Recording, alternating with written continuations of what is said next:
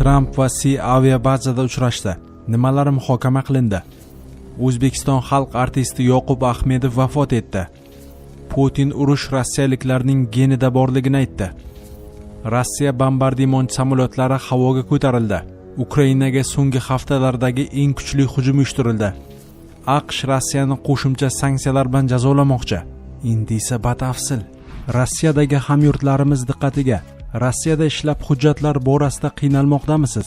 Biz sizga barcha rasmiy hujjatlarni taxlashda yordam beramiz. Registratsiya, продление, уведомление, трудовой договор va Turkmaniston fuqarolari uchun 1 yillik ishchi vizasi. Hammasi qonuniy, ishonchli va muhimi tezkor. Murojaat uchun hoziroq ekrandagi raqamlarga qo'ng'iroq qiling. AQSh prezidenti Donald Tramp va Xitoy raisi Si Zinpin 30-oktyabr kuni Pusan shahridagi aviabazada uchrashdi. Ikki tomonlama muzokaralar 1 soat 40 daqiqa davom etdi. Bu haqda BBC xabar berdi. Ma'lumotlarga ko'ra, bu Trampning ikkinchi prezidentlik muddati boshlangandan beri ilk uchrashuvidir. Muzokaralar AQSh prezidenti jadvalida belgilangan vaqtdan uzoqroq davom etdi. Uchrashuv so'ngida siyosatchilarning hech biri rasmiy bayonot bermadi. Biroq keyinchalik Tramp 2026-yilda rasmiy tashrif bilan Xitoyga borishini e'lon qildi. Muzokaralar oldidan Tramp Xitoy rahbarini kutib olayotganida kameralar oldida juda samarali uchrashuv bo'lishiga umid qilayotganini aytdi. Xitoy raisi esa Tramp bilan uchrashuvga qadar u bilan 3 marta telefonda gaplashganini va xat almashganini ta'kidladi. Dunyoning ikki yetakchi iqtisodiyoti vaqti bilan kelishmovchiliklarni boshdan kechirish tabiiy holdir, dedi Si Zinpin. U AQSh va Xitoy do'st va hamkor bo'lish kerakligi haqida bir necha bor gapirganini eslatdi.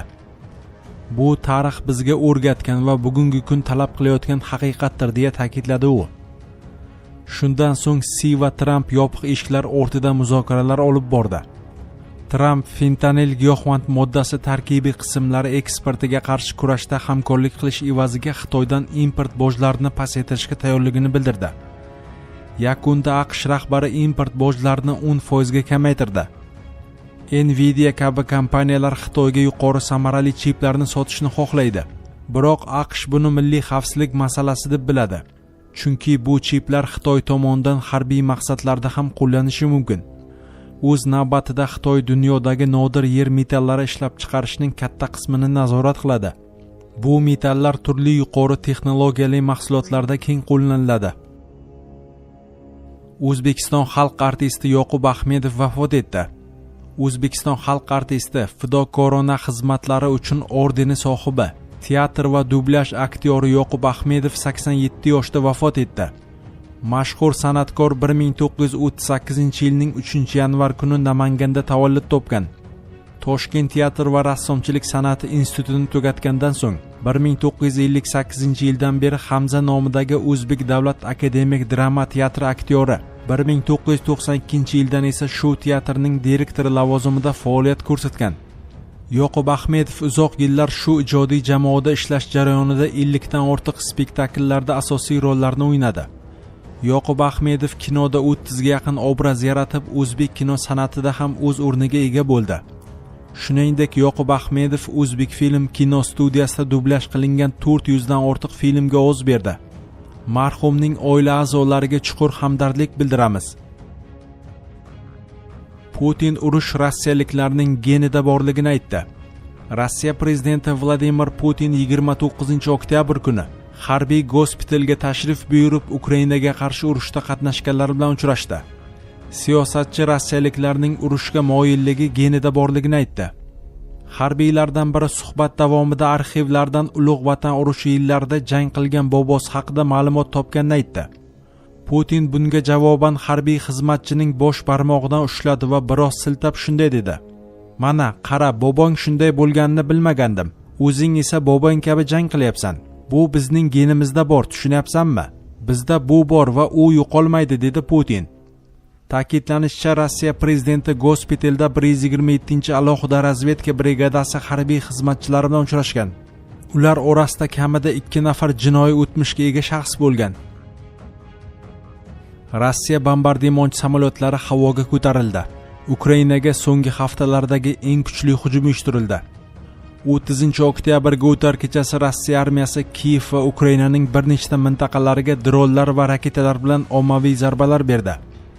Ukraina bo'ylab havo hujumi xavfi e'lon qilindi. Trevoga tongi soat 5:45 da yangradi. Kiyev nazoratidagi Zaporojye, Dnepropetrovsk, Xmelnitskiy va Ivano-Frankovsk hududlarida portlashlar haqida xabarlar tarqaldi. Shundan so'ng mamlakat bo'ylab soatlab elektr o'chirish jadvallari joriy etildi. Ukrainadagi Telegram kanallar ma'lumotlariga ko'ra, Rossiyaning Murmansk viloyatidagi Oleni aerodromidan 7 ta Tu-95MS strategik bombardimonchi samolyot havoga ko'tarilgan. Ulardan X-101 va X-55 turidagi qanotli raketalar uchiriladi. Rossiya qo'shinlari Kinjal gipertovushli raketalari yordamida Ukrainadagi harbiy va energetika obyektlariga zarbalar bergan. Ukraina ommaviy axborot vositalari ma'lumotiga ko'ra, Lvov va Kiyevda bir nechta issiqlik elektrostansiyalariga zarba berilgan.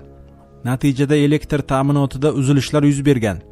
Shot Telegram kanalining yozishicha, hujumda 100 dan ortiq Geran 2 dronlari, o'nlab Kinjal va kalibr raketalari qo'llanilgan. Ukraina energetika vazirligi hujumlarni tasdiqladi va butun mamlakat bo'ylab elektr sarfini cheklash choralari joriy qilinganini bildirdi. Harbiy ekspert Vasiliy Dandekinning so'zlariga ko'ra, Kinjal kabi raketalar faqat juda muhim va mustahkam yerosti obyektlarga qarshi qo'llaniladi. Bunday raketalar oddiy nishonlarga ishlatilmaydi. Ular betonni, yer qatlamini teshib o'ta oladigan kuchga ega. Demak, bu hujumlar Ukrainadagi yerosti dron ishlab chiqarish yoki harbiy sexlarga qaratilgan bo'lishi mumkin, dedi u. Ukraina prezidenti Vladimir Zelenskiy ma'lum qilishicha, mamlakatning ko'plab hududlarida hozirda qutqaruv ishlari davom etmoqda. Qiyin qo'shma hujum bo'ldi. Dushman 650 dan ortiq dron va 50 dan ziyod turli xil raketalarni ishlatdi. Shu jumladan ballistik va aeroballistik raketalarni ham. Juda ko'plari yo'q qilindi. Ammo afsuski ayrimlari nishonga tegdi, dedi Zelenskiy. Hujum natijasida o'nlab odam jarohat olgani ma'lum.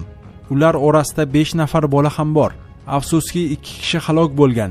Marhumlarning yaqinlariga hamdardlik bildiraman. Qutqaruv ishlari davom etmoqda. Rossiyaning neft-gaz sanoati va moliya tizimiga yangi bosim choralari, shuningdek bu urushni moliyalashtirayotganlarga nisbatan ikkilamchi sanksiyalar zarur, deya xulosa qildi Zelenskiy.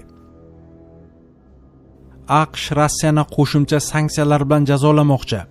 Tramp ma'muriyati Rossiya iqtisodiyotining muhim tarmoqlariga qarshi qo'shimcha sanksiyalar tayyorlagan. Reutersning ma'lum qilishicha, ular prezident Putin Ukrainadagi urushni yakunlash bo'yicha kelishuvga ko'nmagan taqdirda kuchga kirishi mumkin. Agentlik bilan suhbatlashgan 2 nafar AQSh mulozimiga ko'ra, Washington Yevropa ittifoqini Rossiyaning muzlatilgan aktivlarini musodara qilib, ular hisobidan Ukraina uchun qurol-yarog' sotib olishga chaqirgan. Shuningdek, Moskvaning Qo'shma Shtatlardagi zaxiralaridan foydalanish masalasi ham muhokama etilgan. Biroq Rossiyaga qarshi qo'shimcha sanksiyalar joriy etilishi yoki etilmasligi noma'lum. Tramp ma'muriyati buni Kremlga nisbatan bosimni kuchaytirish uchun navbatdagi choralar majmuasi sifatida ko'rayotgan bo'lishi mumkin.